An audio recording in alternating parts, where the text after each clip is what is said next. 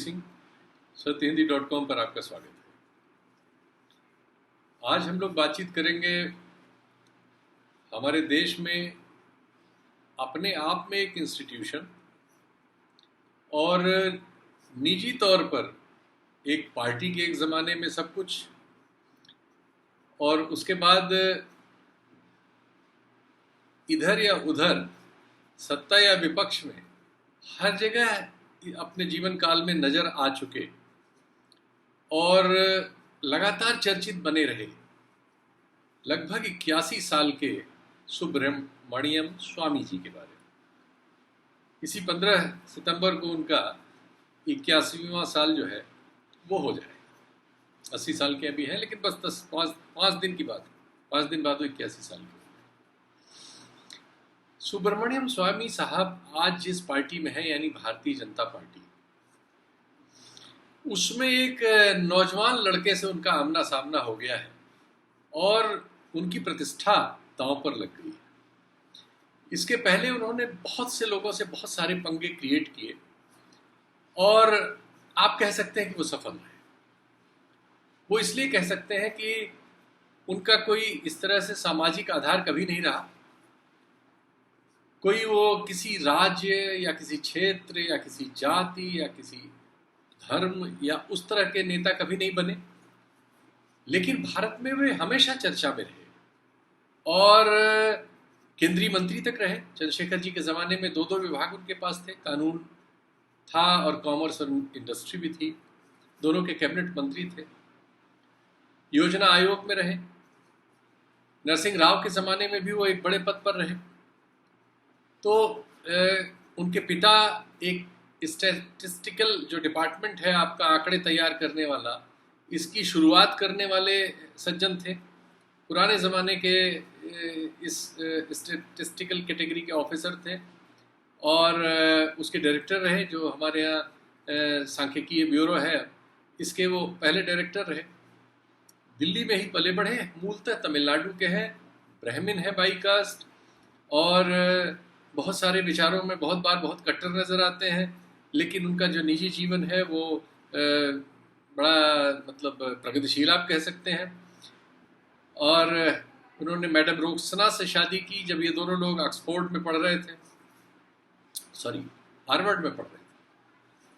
और दोनों ने हार्वर्ड में, इनका विषय इकोनॉमिक्स था, अर्थशास्त्र के ज्ञाता हैं, आंकड़े अब घर में ही इनके पिता ही चला रहे थे इस देश में आंकड़ा बनाने वाली पूरी मशीन के संचालक के तौर पर। तो कहते भी हैं वो, कई बार इसका दावा भी करते हैं कि ये कई बार वो शिकायत जब करते हैं सरकार की, तब बताते हैं कि ये तो आंकड़े में जो बाजीगरी हो रही, मैं तो घुट्टी में सीख के आया हूँ। 2 बेटियां हैं। बड़ी बेटी भी एक पुराने IAS ऑफिसर शर्मा साहब के लड़के से ब्याही हैं और छोटी बेटी एक विदेश सचिव रह चुके हैं, उनके लड़के से ब्याही हैं। सलमान हैदर साहब बहुत फेमस थे, आप जानते ही हो। और वो द हिंदू नाम का जो अखबार है, उसमें उसके अंतर्राष्ट्रीय मामलों की एडिटर भी हैं। बहुत नामी गिरामी पत्रकार हैं, सुहासिनी हैदर, आप जानते हो। तो वो सुब्रमण्यम स्वामी साहब, उनके अपने ट्वीट के अनुसार इस समय जो भारतीय जनता पार्टी का IT सेल है, उसके जो राष्ट्रीय संयोजक कह लीजिए, CEO कह लीजिए, COO कह लीजिए, सब कुछ आलेनाल कह लीजिए, अमित मालवीय से आमने सामने के युद्ध में फंस गए हैं इस बार। उन्होंने अल्टीमेटम दिया है कि ये सरकार जो है उनके बारे में, उनको कल तक हटाए। जैसे उनकी स्टाइल है, वो अटैक तो बहुत ऊंचे से करते हैं, लेकिन एक बहुत नौजवान आदमी से, ये तो अमित मालवीय तो मेरा ख्याल है 50 से कम वाले रेंज में है, तो इनसे वो आमने सामने हैं। और जो ट्विटर पे आज का हाल है, उससे लग रहा है कि इनके साथ कोई नहीं है। इनके खिलाफ एक ट्रेंड चल रहा है जिसमें इनकी भारी लानत मलानत हो रही है। ये तब है जब इनके खुद ट्विटर पे 1 करोड़ के आसपास फॉलोअर हैं।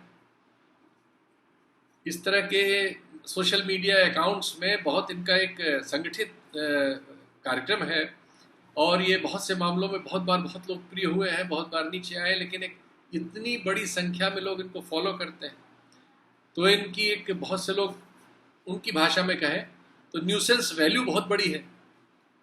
लेकिन वो सुब्रमण्यम स्वामी साहब एक नौजवान के सामने आर पार की लड़ाई में फंस गए हैं, और जितने संकेत हैं वो सब यही दिखा रहे हैं कि लड़ाई वो जीतने नहीं जा रहे।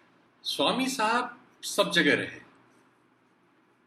जनता दल में थे जब उनका नाम हुआ, जनता दल बहुत पुराना 77 के ज़माने की बात है, सांसद बने। कांग्रेस के धुर विरोध में रहे और फिर कांग्रेस के साथ भी रहे, फिर कांग्रेस के धुर विरोध में है। चंद्रशेखर जी के साथ मंत्री रहे, नरसिंह राव के साथ सबसे करीब लोगों में से रहे। वैचारिक तौर पर अपने को आप कह सकते हैं कि वो हिंदूवादी भी स्थापित करने में सफल है। इस दौर में तो उनकी वही छवि है। लेकिन उन्होंने एक पारसी युवती से शादी की जब वो अमेरिका में पढ़ रहे थे, और उनकी बेटी ने उनकी राजी खुशी से एक मुसलमान परिवार में शादी की। तो इतने सारे रूपों के साथ सुब्रमण्यम स्वामी जी सार्वजनिक जीवन में हमारे आपके सामने हैं, और कुदरत उन पर मेहरबान है। उनका स्वास्थ्य बहुत अच्छा है, अभी वो लगते नहीं कि 81 साल के हैं। और पिछले दिनों वो इसका पूरा प्रयास करते रहे कि जब जेटली साहब थे उस ज़माने से ही वो अर्थव्यवस्था पर सरकार की हमेशा खिल्ली उड़ाते रहे, और ये साबित करते रहे कि इन लोगों को जो भी मोदी जी ने चुनाव किया है उनको अर्थव्यवस्था का संचालन नहीं आता। कुछ संयोग कहे कि उनकी कही हुई बातें आंकड़ों में सत्य साबित हुई। जो दूसरे आलोचक भी इस सरकार के कहते रहे हैं वैसा ही हुआ, और बहुत बहुत बुरी स्थिति है अब तो। लेकिन उनके वो सारे प्रयास उनको मंत्री पद तक नहीं पहुंचा सके। पता नहीं उसके क्या कारण है। हालांकि उनको बुला के एक तरह से राज्यसभा दी गई थी। 2013 में वो शामिल हुए थे भारतीय जनता पार्टी में, अपनी पार्टी लेके। उनके पास उस समय जनता पार्टी नाम की पार्टी थी जिसका कहीं कोई कुछ नहीं था, लेकिन उसके राष्ट्रीय अध्यक्ष थे वो, और पार्टी थी उनके पास, एक रजिस्टर्ड पार्टी थी। तो वो सब ले दे के भारतीय जनता पार्टी में शामिल हो गए थे।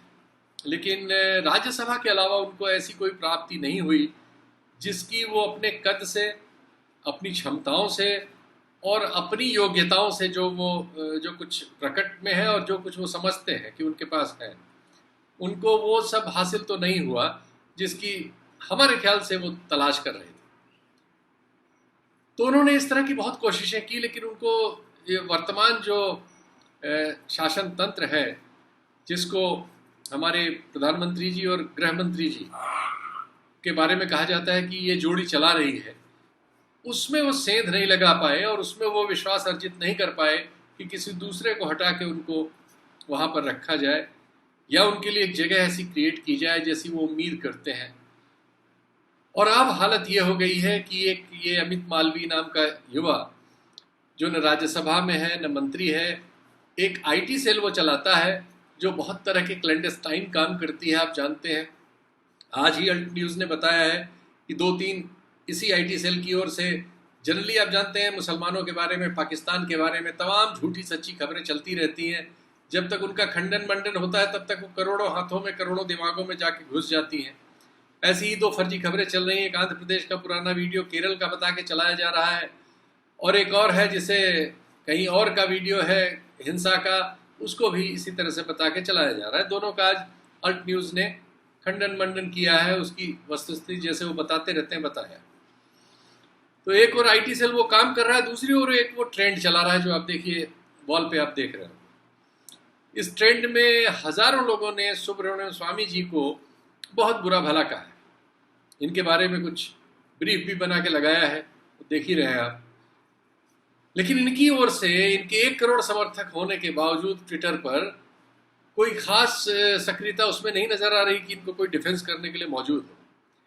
तो ये जो इतनी असहायता है सुब्रमण्यम स्वामी नाम के सज्जन की, जिन्होंने 2 मुकदमों में विपक्ष की सबसे बड़ी पार्टी कांग्रेस की शीर्ष नेता सोनिया गांधी और उनके पुत्र राहुल गांधी को मुलजिम बना रखा है, जिसमें एक मामले में उनको जमानत तक लेनी पड़ी है, लेकिन वो आज अपने लिए इस तरह की लड़ाई में फंस गए हैं कि वो अल्टीमेटम दे रहे हैं और कोई सुन नहीं रहा। और अगर आप उस अकाउंट को जो ट्विटर पर ट्रेंड कर रहा है उसको देखें तो आप समझ सकते हैं कि वो कितनी असहायता की हालत में है। और शीर्ष के तो किसी आदमी ने कोई नोटिस लिया नहीं, उसमें कोई न कमेंट किया है न रिएक्शन दिया। तो सुब्रमण्यम स्वामी का ये हाल उन बहुत सारे टिप्पणीकारों को, पत्रकारों को जो राजनीति पर नजर रखते हैं, ये बताता है कि एक समय आता है कि बड़े से बड़ा शेर बूढ़ा हो जाता है, और जब वो बूढ़ा हो जाता है तो उसे कुत्ते भी नोच सकते हैं। खैर, ये मैं किसी को इंगित करके नहीं कह रहा हूँ, ये सचमुच में जंगल की कथा है, और जंगल में आप डिस्कवरी चैनल वगैरह में देखते हैं कि ऐसा होता है। मनुष्यों के मामले में ऐसा न हो ये उम्मीद की जाती है बुद्धि विवेक से और एक मानवीय गुण दुर्गुण से। लेकिन उसको दूसरी तरह से देखें तो भारतीय जनता पार्टी ने, इस वर्तमान नेतृत्व ने अपने आने के बाद एक फैसला किया था। उन्होंने एक मार्गदर्शक मंडल नाम की चीज़ बना दी थी, और उसके जरिए उन्होंने वो हर आदमी जो बुजुर्ग था, 75 साल से ज़्यादा उन्होंने कहा था, वो सब लोगों को उन्होंने धीरे धीरे, कुछ लोगों को राज्यपाल वगैरह बना दिया, लेकिन बाकी लोगों को उन्होंने एक तरह से दाखिल दफ्तर कर दिया था कि वो अब बैठ के अपना एक पेंशन याफ्ता का जीवन जिए, एक सक्रिय राजनय का जीवन जो चाहते हैं वो संभव नहीं, और इसका एक बहुत हद तक पालन हो रहा है। तो यहाँ तो एक तो इस पे सुब्रमण्यम स्वामी जी मात खाते हैं क्योंकि उनकी उम्र 81 साल हो गई है। हालांकि वो बहुत एक्टिव है, बहुत फिट है, और टेलीविज़न वगैरह पर जब आते हैं तो ऐसा बिल्कुल नहीं लगता कि उम्र उन पर हावी है, लेकिन सब जानते तो हैं, फिट तो अडवाणी जी भी बहुत समय तक थे। तो ये बड़ा ही मतलब जैसे कहा जाए कि एक विषम दौर है, जब हम देख रहे हैं कि राजनीति के बड़े बड़े सूरमा जो दशकों तक भारतीय क्षितिज पर छाए रहे, और जिन्होंने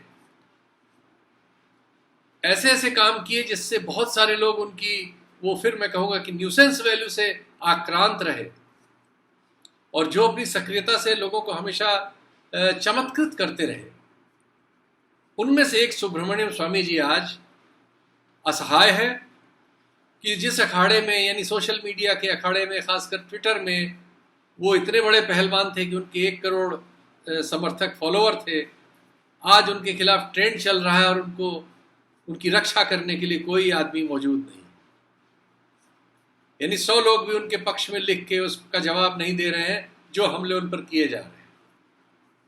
तो ऐसी असहायता और विवशता में आज हम सुब्रमण्यम स्वामी जी को देख रहे हैं। उम्मीद करना चाहिए कि स्वांतः सुखाय हो, कुछ अच्छा हो, कुछ अच्छा गुजरे, वो न गुजरे जो जंगल का हम लोग कहते बोलते चले आए हैं, जो जंगल का न्याय है, उनके साथ जंगल का न्याय न हो, यही उम्मीद हम लोग कर सकते हैं। फिलहाल ये भी एक सूचना थी, और ये सूचना भी राजनीति में एक ऐसे शख्स के बारे में थी जो बहुत समय तक हम सब लोगों के दिमागों में अपनी उपस्थिति बनाए रख सका। नमस्कार, धन्यवाद। सत्य हिंदी के और वीडियोस को देखने के लिए हमारे YouTube चैनल को सब्सक्राइब करें और सीधे नोटिफिकेशन पाने के लिए बेल आइकन दबाएं।